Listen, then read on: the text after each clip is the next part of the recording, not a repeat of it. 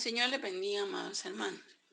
Estamos este día haciendo un resumen de la parashá número 15, Bo, la tercera de estudio del libro de Éxodo o de Shemot, y la 15ª desde que comenzamos el estudio en Génesis. Esta parashá se caracteriza por ser denominada la parashá de las plagas de la oscuridad. Estos juicios que el Señor mandó sobre Israel, los últimos 3, se caracterizan por una oscuridad, ya sea esta física, pero también, como veremos, una oscuridad espiritual. Dios indica a Moisés que nuevamente se dirija donde el faraón para advertirle de la siguiente plaga, la 8ª para ser precisos, denominada la de las langostas, como lo leemos en Éxodo 10:1. Dice así: dijo Adonai a Moisés: ve, Bo, de donde toma el nombre de nuestra parashá, a Faraón, porque he endurecido su corazón y el corazón de sus siervos para obrar estas señales mías en medio de ellos. Nuevamente el Faraón no presta atención ante la voz del Señor. Es de hacer notar que el propósito de la conquista sobre Egipto es grande, de acuerdo al versículo 10:2. Allí está explícitamente dada la razón por la que Dios usó las plagas para castigar a Egipto y para liberar a Israel. Leemos en Éxodo 10:2.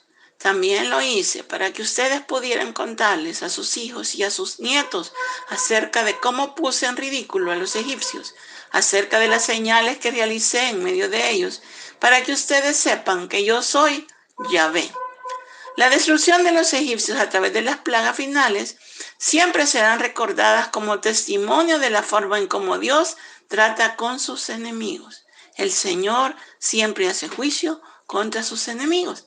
Será también un testimonio para los israelitas de generación en generación hasta el día de hoy de que existe un solo Dios verdadero y este es su Dios, el Dios de Israel, el Dios de Abraham, Isaac y Jacob, el Dios de sus antepasados y el Dios cuyas promesas permanecen hoy en día bien cimentadas sobre esta nación y no han pasado de moda, sino que cada vez la promesa de Abraham, Isaac y Jacob que Dios les hizo a cada uno de ellos sigue vigente. Gloria a Dios, porque ese es el Dios a quien servimos, el Dios que no cambia. La palabra dice que en él no hay sombra ni mudanza de variación. El Dios que conocieron los egipcios como Elohim, el Dios que hace justicia y el Dios que trata con ternura y con justicia a sus hijos, con grandes milagros y haciendo todo por amor a ellos, es el Dios Yahvé. Pero esos dioses que ellos conocieron es el mismo que nosotros tenemos hoy y el mismo que Israel todavía tiene y por el cual ahora permanece firme en medio de sus enemigos en el Medio Oriente. Si por algo podemos caracterizar la parashá Bo, es por la terquedad y rebeldía del faraón, que ha llegado a un punto que no se entiende, que se puede decir que es incomprensible. Miren cómo estaba Egipto, solo imagínense. Primero llena de sangre, quizás esa no le afectó mucho porque el Señor no tardó mucho en quitarla.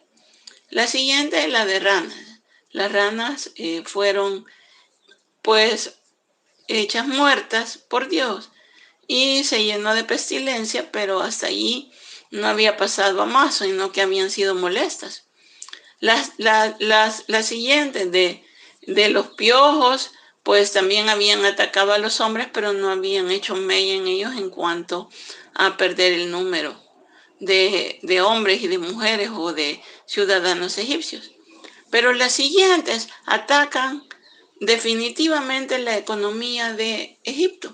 Por ejemplo, la de los ganados, perdieron su ganado, que era uno de los símbolos de prosperidad en aquel momento, en las tierras que eran básicamente agrícolas, y por supuesto la pérdida de las cosechas con las que se sustentaban.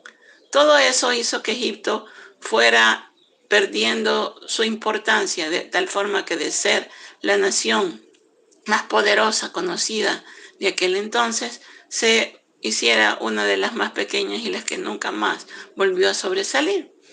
Por eso podemos decir que su nación estaba devastada y ya es tiempo de que pudiera reconocer que todos los dioses, a los que han sido atacados, porque como vimos, el Señor lo ha hecho para mostrar que Él es Dios sobre todos los dioses y sobre Él mismo, que también se creía el Dios Ra, no pueden derrotar al Dios de los hebreos, al verdadero Dios, al único que es omnipotente y omnisciente. Mientras más se oponga a Él, a Dios, lo que conseguirá es más destrucción. Cuando leemos Bo, se nos recuerda que todos tenemos nuestros propios faraones. Eso me encantó, porque realmente tenemos que reconocer que definitivamente hay faraoncitos que gobiernan nuestra vida y que se ponen sordos a la voz del Señor cuando le dice: deja ir esta parte del alma de mi hija, y nosotros mismos somos los que endurecemos nuestro corazón y no queremos seguir adelante en las cosas del Señor.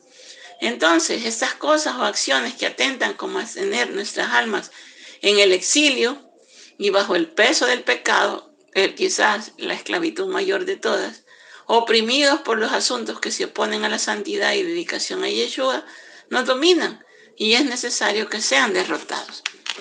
Por eso, la Parashá Bo nos habla de que esos pecados deben ser desenraizados y desechados de nuestras vidas, de modo que podamos completar nuestra libertad de Egipto para poder servir al Dios vivo con todo nuestro corazón en el desierto y pasar a la tierra prometida. Pablo lo expresó de esta manera en 2 Corintios 2:15. Destruimos todo obstáculo de arrogancia que impide que la gente conozca a Dios. Capturamos los pensamientos rebeldes y enseñamos a las personas a obedecer a Cristo. Eso no se está refiriendo a obstáculos de fuera, sino que a los obstáculos de arrogancia que impide que la gente conozca a Dios a través de nuestra forma de ser, de nuestra propia persona. Capturamos los pensamientos rebeldes, que tenemos muchos pensamientos rebeldes contra nuestro Dios, y enseñamos a las personas a obedecer a Cristo. ¿Cómo enseñamos a las personas a obedecer a Cristo? Pues con nuestro ejemplo. Tan pronto como la 7ª plaga dejó Egipto por manos del Señor, el faraón se olvidó de su promesa que había hecho en Éxodo 9, 27 y 28. Volvamos a esa cita a Éxodo 9, 27 y 28 para que entendamos esto mejor. Dice Éxodo 9, 27 y 28. Rogad al Señor porque ha habido ya suficientes truenos y granizos, refiriéndose a la plaga anterior, de parte de Dios, y os dejaré ir y no os quedaréis más aquí. Bueno, desde el 27 leo para que lo tomemos mejor. Entonces Faraón envió a llamar. Miren quién mandó a llamar. ¿A quién? Faraón mandó a llamar a Moisés y a Aarón y le dijo: esta vez he pecado. Mire, reconoció su pecado, pero solo fue un remordimiento. El Señor es el justo, o Adonai es el justo, y yo y mi pueblo somos los impíos. En el Éxodo 9:28, el que acabo de leer, lo repito: rogad al Señor, porque ha habido ya suficientes truenos y granizo de parte de Dios, y os dejaré ir, y no os quedaréis más aquí. Esa es la promesa que Faraón hizo, la cual no cumplió. Que el Señor nos ayude a tener un corazón humilde. En Mateo 5:5 encontramos un pensamiento de Jesús. En su célebre Sermón del Monte encontramos este pensamiento de Jesús, que por cierto dicen que las bienaventuranzas son la Torá en versión Yeshua, en versión hecha pequeña, para que nosotros podamos ver en dónde están nuestros errores y hacernos mejores personas para la gloria del Señor. Mateo 5:5 dice: bienaventurados los humildes, pues ellos heredarán la tierra. Mire, si lo juntamos con la Parashá Bo, si el faraón hubiera sido humilde reconocer la grandeza de Dios y reconocer al mismo tiempo nuestra pequeñez como humanos, entonces hubiera tenido la tierra por heredad, la tierra de Egipto, y no hubiera sido destruida. Pero su terco corazón hizo que toda su tierra perdiera su gloria por su endurecimiento de corazón. Por eso de verdad que el Señor nos ayude a ser humildes. Son más que dichosos, más bienaventurados es más que dichosos. Ah, qué rico es ser humilde, porque entonces vamos a heredar la tierra. Miren qué cosa más increíble que la podemos aplicar con el faraón también. El corazón duro de faraón también podemos analizarlo. Y realmente a veces nos preguntamos por qué el Señor endureció tanto el corazón de faraón. Entonces faraón no tiene la culpa. Pues fíjense que sí, porque al principio el Señor lo dejó que él escogiera si se oponía a Dios o si hacía la voluntad de Dios. Hay tres diferentes palabras en relación al endurecimiento del corazón del faraón. Son estas tres. Hazak, que es ser fuerte o hacerse fuerte, cuando el corazón de faraón se hizo fuerte contra Dios, contra la voluntad de Dios. Y entonces, en esa ocasión, el Señor hizo que fuera fuerte o se hizo el fuerte. Kasha es ser obstinado o volverse pesado. Y allí es donde en varias de las plagas que vimos anteriormente podemos examinar. Les invito a que lo hagan viendo si es el faraón que endureció su corazón o si Yahvé endureció el corazón de faraón. Y Kabad, que es con las que acaba el faraón, con esta palabra. Animar o dar honor, desde la perspectiva hebrea, en el sentido que se usa la palabra, es cargar una cosa o persona con alabanza, exaltación, altivez o auto-altivez. Y eso es lo que le sucedió al faraón. Las palabras hebreas, las tres que acabamos de ver, denotan endurecer el corazón. Y en la plaga de oscuridad aparece Kabad. En el versículo 10:1, en la segunda parte dice, yo he Kabad endurecido, en el sentido de hacer altivo el corazón, no siendo humilde, que se autoenaltezcan o se comporten con altivez contra mí. O sea, el Señor hizo que se autoenaltezcan o se comporten con altivez contra mí, él, o sea, Faraón y sus siervos, para mostrar estas señales mías en medio de ellos. Interesante ver que ningún endurecimiento de su propio corazón se lo debía a sí mismo, sino que a Dios. Cuando Dios le permitió que él pues escogiera endurecerlo o no, él escogió endurecimiento. Y Dios le mostró cómo él era más grande que todos sus dioses. Y después definitivamente el Señor es el que endurece y por eso le dice, para mostrar estas señales mías en medio de ellos y para que ustedes, todavía el versículo que leímos anteriormente y que les quiero volver a leer en Éxodo 10:2, y para que cuentes a tu hijo y a tu nieto cómo me he burlado de los egipcios y cómo he mostrado mis señales ante ellos, para que sepan que yo soy Yahvé. Así que realmente con esto ellos supieron quién era Yahvé. Y el Yahvé que cumple la promesa de liberación a su pueblo y de tratarlo con ternura.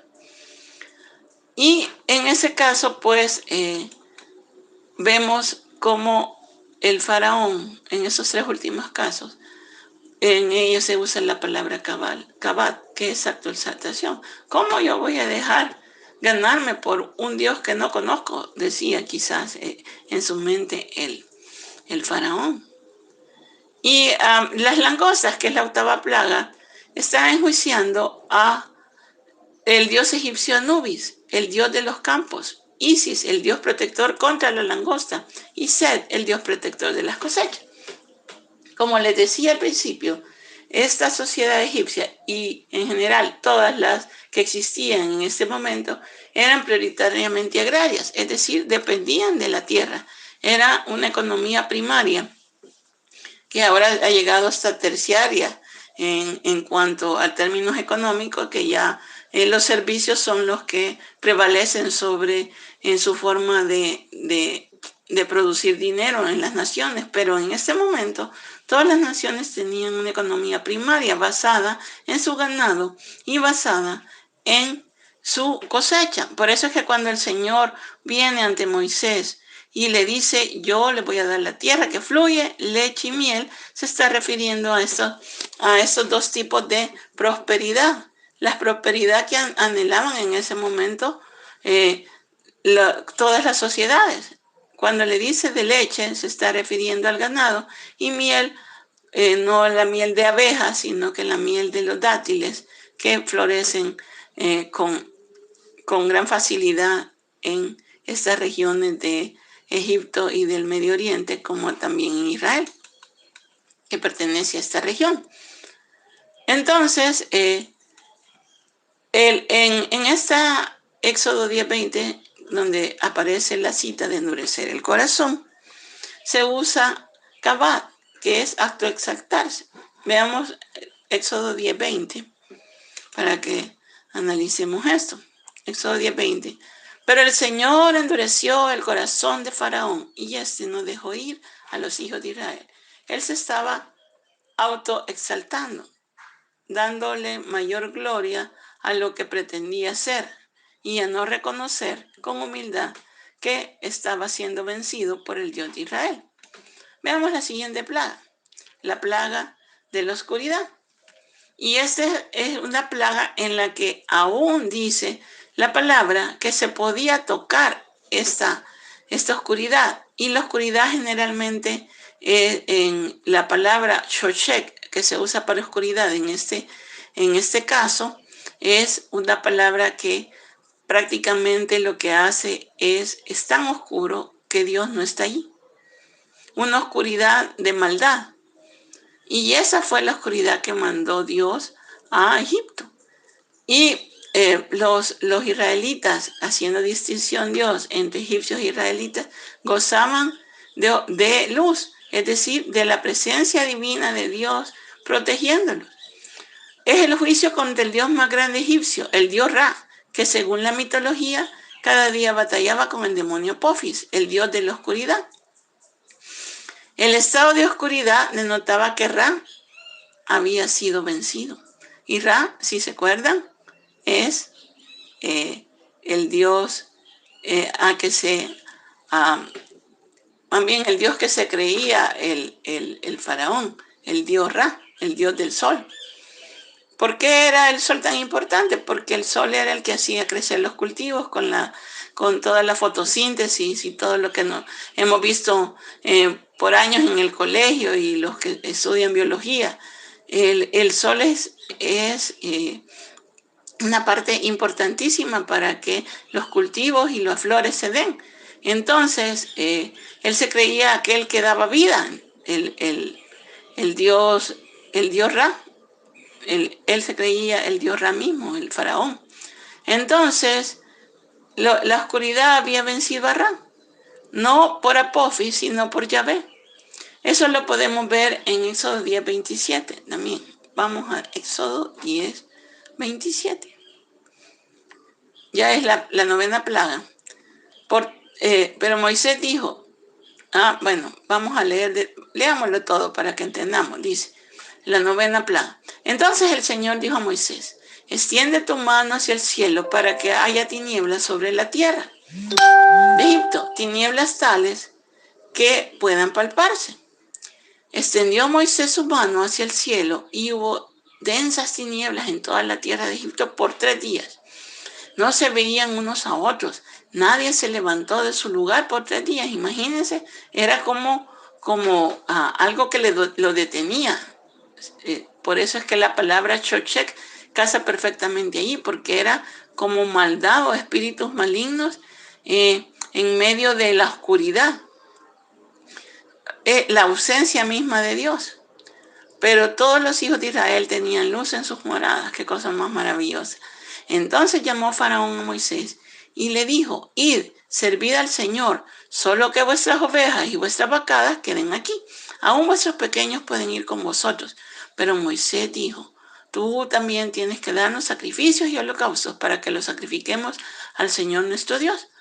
Por tanto, también nuestros ganados irán con nosotros, ni una pezuña quedará atrás, porque de ellos tomaremos para servir al Señor nuestro Dios, y nosotros mismos no sabemos con qué hemos de servir al Señor hasta que lleguemos allá. Y aquí viene el versículo. Pero el Señor endureció el corazón de Faraón, y éste no quiso dejarlos ir. Y como vemos, se usa acabar. Se autoexaltó otra vez. Quiso ser igual que Dios y no pudo. Dios lo venció. Y viene con la que vence del todo al faraón. Con la parashá anterior podemos ver que el faraón quizás se sentía grande.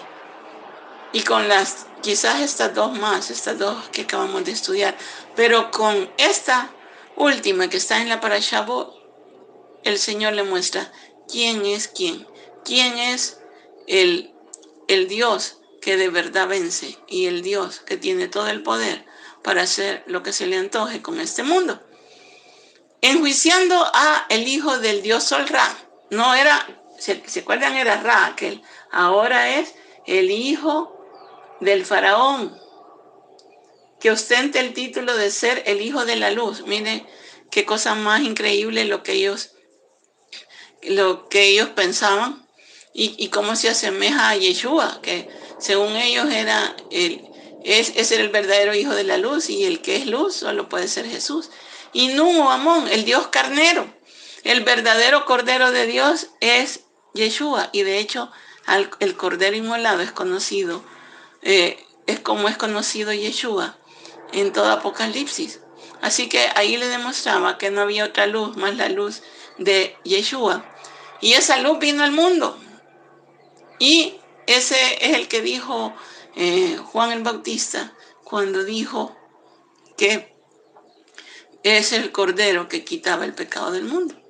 Y aquí el Cordero de Dios que quita el pecado del mundo.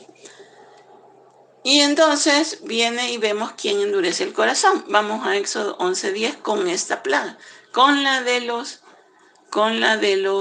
primogénitos. Éxodo 11:10 dice así.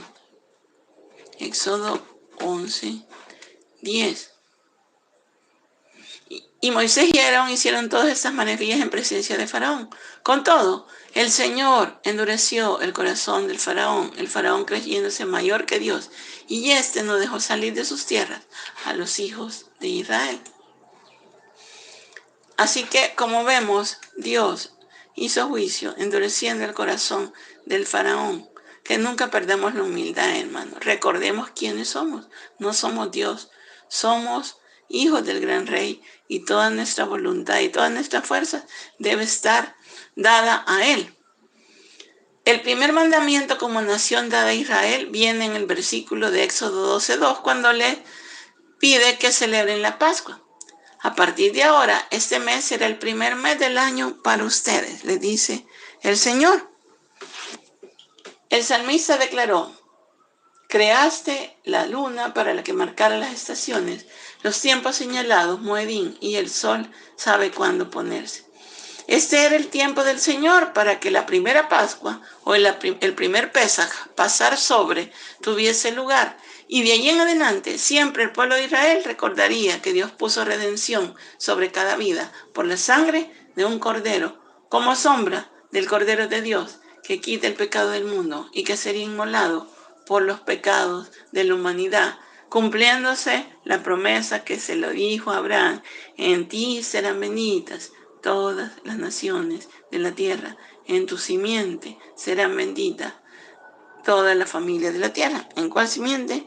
En la de Yeshua, nuestro Redentor y Salvador.